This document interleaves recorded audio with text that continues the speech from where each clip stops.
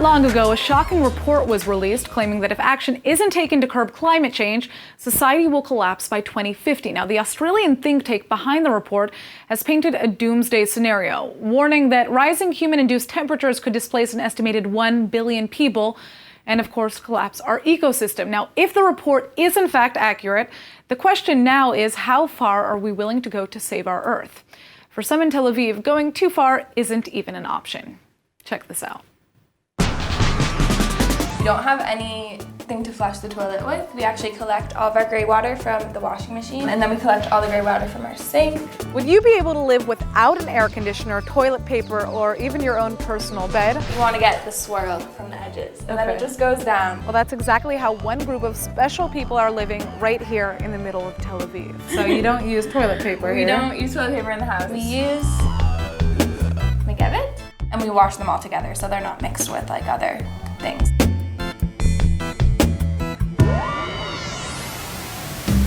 This is City Tree, an eco-home that serves as a community center for environmental activists all around the world. I've been living here since November. I found it on a tour and I loved everything they stood for. Saving the Earth is all that matters at City Tree. Anyone who knocks on the door can come and sleep there as long as they're willing to learn how to live an eco-friendly lifestyle along the way. Right now, there are 5 people living full-time here at City Tree. Yeah. Almost every room we have futons, and during the day they're just sitting areas, and at night we take them out and we sleep on the floor. Privacy is a small sacrifice if it means being able to use a City Tree home as a working space as well. It's a small rebellion against the destruction of nature that the world is seeing in an effort to build more and more unnecessary infrastructure. We know that the Earth right now is dying. All the changes that we see around us are awful right now, and it's going to become much more awful in a matter of 10 years. We don't have any more time for slow changes. I know. Scary. I know, it's really sad and scary, and I spent a lot of my time in the past 2 years crying. So we're gonna make you a City Tree lunch with sprouts, black lentils, more sprouts, sunflower sprouts, and then just some vegetables and maybe some tahini. The City Tree kitchen supports a vegan diet only. The Jewish cherry, that's a direct translation for this in Hebrew. Wow, I didn't expect it to be that sweet. My second course. Just a bunch of plants. Local and healthy is just better for the environment. That's the general message. It's no matter what your ethics are. So I'm gonna be ethical and eat this. This is Alon Eliran, my partner to crime, in his natural habitat. All those leaves are actually when Alon cuts it, but everything he cuts goes to the kitchen and then we eat it. That's more like a spice, but it's curry spice. Over there, you have to taste this as well. This is moringa, eat it directly. Kafavaz. I'm into kafavaz. We've got the videographer eating a protein-filled leaf. You didn't get the salted? Stevia? You know stevia, right? You have to try this. A little bite because it's so strong. This is so sweet. Right? Sweeter than most candies. Straight from the garden.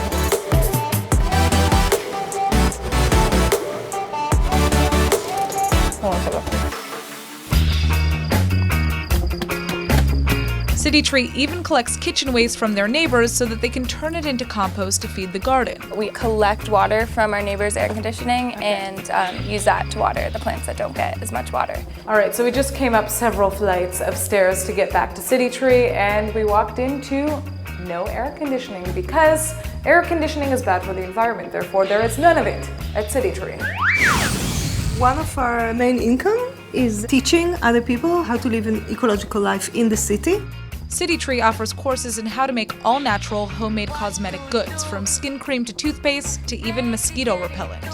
Right now I'm adding quite strong smells because I want to drive mosquitoes away. This is the anti-mosquito organic butter after it has been frozen and it is finally solid. Part of City Tree's mission is to change minds, like how we view personal cleanliness. When you're on vacation, in the woods, and you sweat, do you feel dirty? Do you feel like, oh, I need a shower now? No. No, I don't. That's fair. You're in the woods, so you sweat. No toilet, no shower. We are depending on dirt. We are made from dirt. We will go back to the dirt. But we don't want to think about it because we have a whole society denying this. The answer is to try living differently against what society tells you. Because if we don't, we could end up living without a lot more than just modern-day amenities. we could lose our Earth. Welcome home. Speaking of special lifestyles, I hope you're ready to smile for this next story. Hidden in the old Israeli port city of Yafo lives a very unique Israeli couple who have dedicated their lives to making a home unlike anything that you've ever seen before. Trust me and just watch.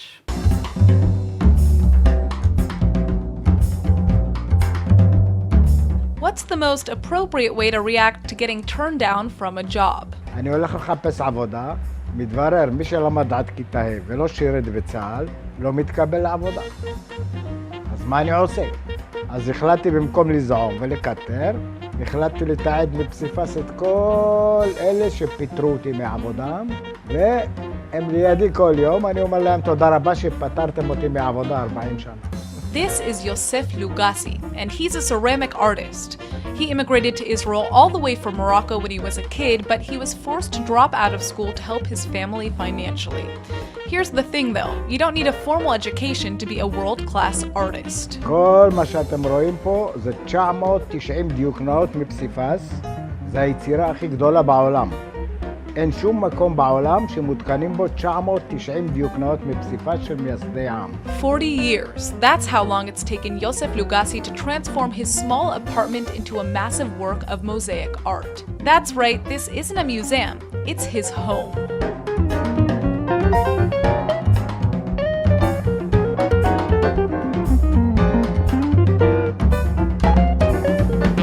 זה בית פרטי, באים מבקרים לפה, וכל מה שהספקתם לראות זה בזכות יפה אשתי.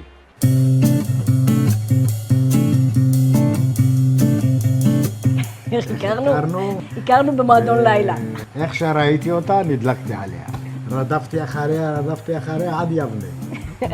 And it's Yafa who's continued to finance their family by working at an electric company as Yosef focuses on his art. כן, אנחנו החלפנו למעשה תפקידים. הוא טיפל בילדים ואני יצאתי לעבודה. אני טיפלתי בילדים, והיא עזרה לי לטפל בעוד 990 ילדים. It's the faces of the planet's most powerful leaders that line the walls of the Lugassi household. אני לא הולך לפי פוליטיקה, אני הולך לפי כל מיני ספרים שאני מוצא בשוק הפשפישים, ספרים ישנים. לקח לי חודש, כל יום 8-9 שעות על השולחן אני עובד. But here's the craziest part. All of the portraits are made out of junk, literally. Yosef collects old tiles, rocks, and shells that have been thrown out in the local neighborhood to make his masterpieces. יש פה איזה 45 מיליון חלקים. הפאזל הכי גדול בעולם. So, whose face is going to be recreated next at the Lugassi household? הוא מתייעץ איתי, מתייעץ עם הילדים, את מי כדאי עכשיו לעשות, את מי ליצור. אבל למעשה נגמרו כבר המנהיגים שצריך ליצור. Well, maybe there's a spot for me.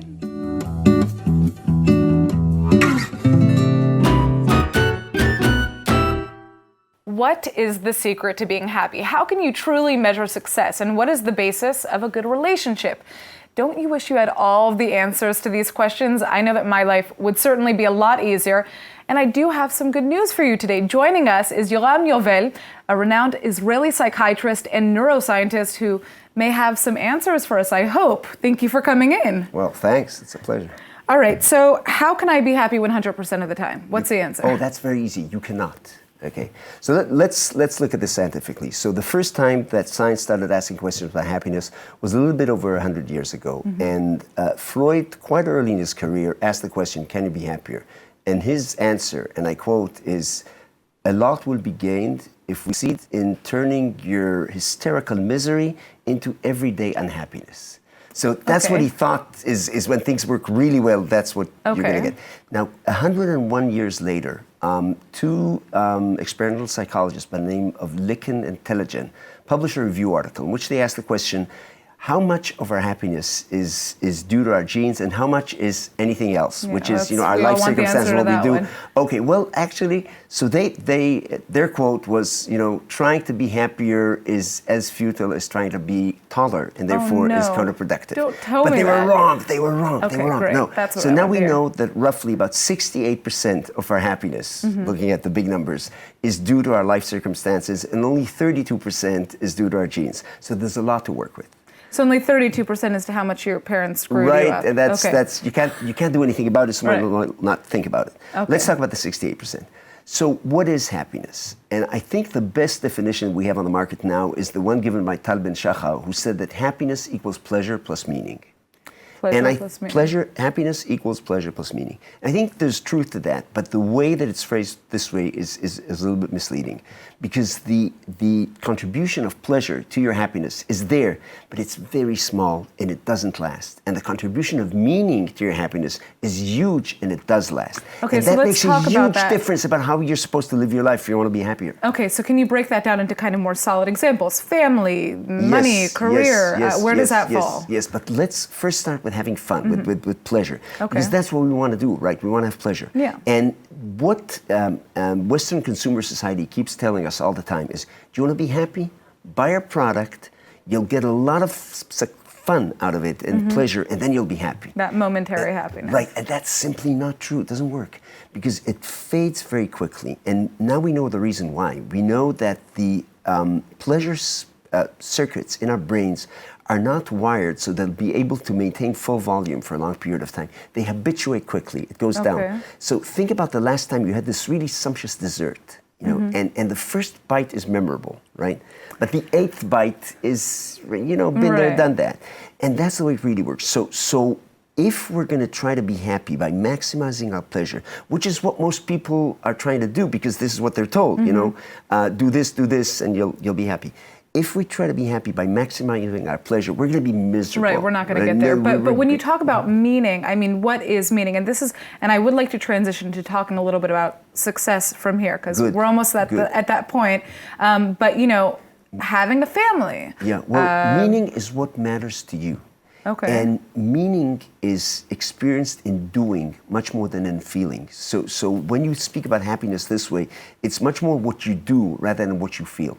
And once you understand that happiness is an action, happiness is in doing things that matter to you, that you think are important, that you're willing to sacrifice for, that's the stuff that's going to make you happy on the long run. Now, what about people who say you just have to change how you're thinking about things? Is that... That's easier said than done. Right. I think we are much better at changing what we do than changing how we think. You know, if we can focus and concentrate about changing the things that we do, we're going to be so much better off. But take the prime example. Success, I want to go to success here because we're running low on time, and it is important to define what success is, right? There's only one definition to success. Okay, that's the individual. That's the individual definition that every person gives. You know, what do I want to succeed in, and it can't be the same thing for both people. For most people. So what we need to look at is what are the things that make people successful. Okay? And one thing that we found out is that it's not a huge amount of talent, but it's the ability to persist. And I love Winston Churchill's definition of success, and I quote, "Success consists of the ability to move from failure to failure without loss of enthusiasm." Interesting. And I think there's a lot of truth to it, because at the end of the day, the people who succeed are the people who are resilient and can bounce back from failures. And actually, if you want to understand anything about success, you need to know a lot about failures, because we've been told that it's best to avoid failures, and that's a very bad advice, you know, avoid failures. Right. Because the only way you can avoid failures is by not doing anything that you're not sure you're going to do really well. And so you're stuck with doing the things you already know how to do, and you'll never expand. And once you teach yourself, and that's unfortunately a skill that needs to be taught the hard way, you know, through the school of hard knocks, how to succeed, how to rise back from when you fail, then you're in a much, much better situation. And it turns out that the happiness and success do go hand in hand, because both of them have to do with doing rather than just feeling things, and both of them have to do with challenging yourself. So the advice that I would give people is think about happiness as something that you do more than in something that you feel. And by the way, you talk about relationships, the same thing goes about love. The same thing is true for love, because we are taught that love is a strong feeling. That's not true. Love is a willingness to do something, you know, and your love is measured not by the strength of your emotion, but by the strength of your commitment, of your dedication. So the question is not how do you feel about me, you know, if you want to know how much I love you, then don't ask me how do you feel about me, but look at what I'm willing to do for you. All right, well, this is all of the advice I think we need for today's show, and it fits in perfectly with what we have going here. Thank you so much for joining us. You give awesome lectures about these topics. I know I would love to hear more in the future. Now, there's a real catastrophe taking place in Jerusalem right now, and I'm emphasizing the cat for a reason. Locals have been taking to social media to express concern over the recent disappearance of street cats across the city. And joining us with more is ILTV's very, very concerned Aaron Porras. Aaron? Yeah, and I knew this was going to happen, by the way. I've said it for quite some time. And I have a theory, but let's start with some of the hard facts. All right, let's. So there are an estimated 2 million street cats in Israel, right? Yeah, and it's been a problem really ever since the British brought cats over to Israel, which was then, mandatory Palestine in the first half of the 20th century. And they wanted to combat the rat problem, but the cat population quickly became out of control. So Israel has actually been trying to figure out a solution to decrease the numbers, but it hasn't been a simple journey. Well, there are municipal vet services that carry out trap, neuter, and rescue programs where they essentially catch cats and they spay them to prevent the population from growing, of course. True, but one thing is to spay or neuter a cat, and then it's another thing to for a cat to entirely disappear, which is what's going on. So some Jerusalemites are speculating that cats are being put down or otherwise ingesting poison, and others are saying that the cats are going missing, that they're friendly neighborhood cats, and that's why they're they're used to people, which is why they're more easy to catch. But again, that implies that someone may be catching them. And then there's actually another theory that someone is being paid to trap cats and transfer them from one neighborhood to another. So it's strange that this would be happening now, since recently the Jerusalem mayor outlined an initiative to set up 100 cat feeding stations around the city, since more and more trash cans are being moved underground, and a lot of these cats actually survive off of those bins. Yeah, also it's strange because, a reporter at the Jerusalem Post allegedly reached out to the Jerusalem Municipality Vet Services for comment on this issue, but the spokesperson said that they are not aware of any mass disappearances. Still, though, the Jerusalem Society for Prevention of Cruelty to Animals is saying that a rescue worker there is claiming that around at least 50 cats have disappeared in the past year. That's a lot of cats. All right, well, of course, we are hoping that this isn't something sinister. After all, the hot summer heat could just mean that cats are trying to find cool places to escape the heat and are only coming out at night. After all, they're nocturnal. Or maybe, the government is just finally listening to my idea and they've started shipping cats off to Cat Island. Cat Island. Yes, Cat Island. It's a plan that I've been working on for quite some time, let me tell you. Lord. And basically it goes like this, right?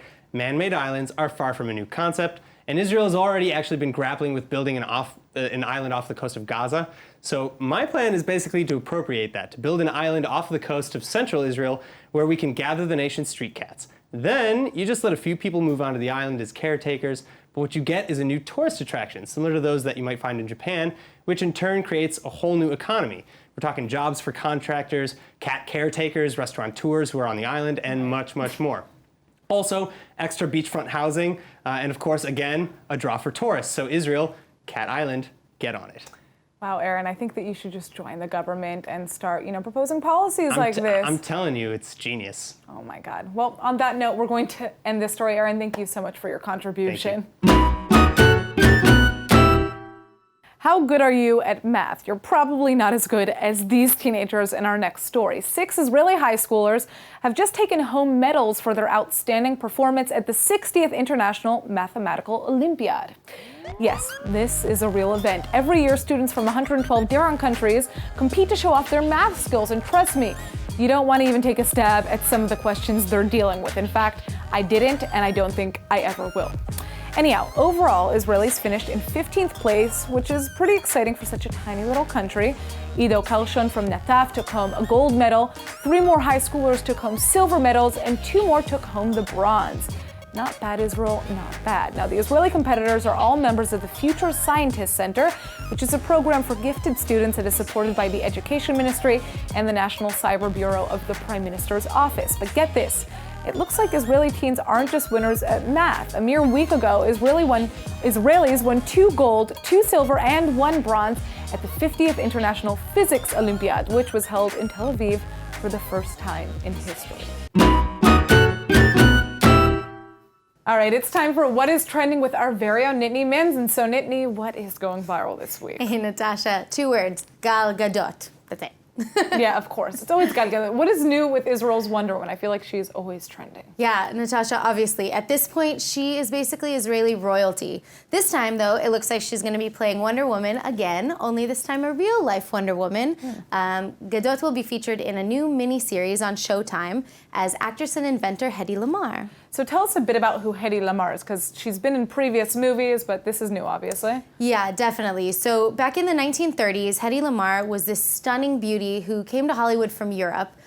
She worked with top stars like Judy Garland, Clark Gable, the like. And she was known for major films in the 40s like Ziegfeld Girls and Boomtown. But from what I understand, it wasn't actually her acting that made her so distinguished. It was one of her inventions, right? That's right. She actually patented a device that has literally become the foundation for modern Wi-Fi technology. Like, no big deal. Yeah, no big deal at all. So Gal Gadot obviously has a lot on her plate when it comes to portraying this power woman. She definitely does. The series, which hasn't been named yet, will be looking at feminism during Hollywood's golden age and World War II through Lamarr's work. So there's definitely a lot of groundbreaking material to cover. It's funny because it seems like Gal Gadot is almost always cast in these power women roles as some sort of symbol of feminism. It's really exciting, honestly. Yeah. And last month it was actually announced that she'll also be starring in the biggest feature film ever made by Netflix. Right.